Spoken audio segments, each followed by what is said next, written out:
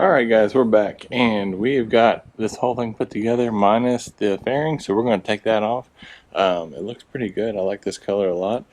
So we're going to finish this wrap up by taking this off and then wrapping this front piece. So here we go.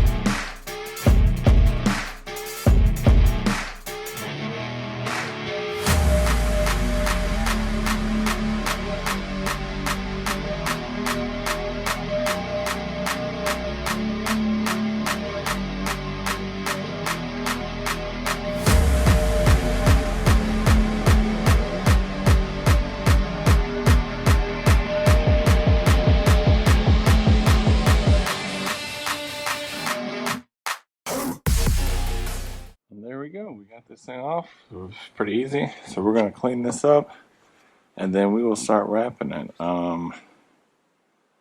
Yeah, it's going to be a lot of different pieces on this because it's just a lot to wrap with all these different seams. We're not going to do it one piece. I'll probably do here, here, probably do a piece here, or at least to finish it on that, here, and then probably here as well. So, like I said, we're going to clean this up and then we'll get to wrapping. Okay guys, so I've done this side. I actually pieced this together with two different pieces for this edge. I'm going to do this edge and then we'll put a piece here and then put the last piece here. I don't know if I'm going to have enough vinyl or not. I may run out. So hopefully I can get most of this done, but I may have to order a small piece left over because it wasn't just quite enough to do the whole bike. So let's do it.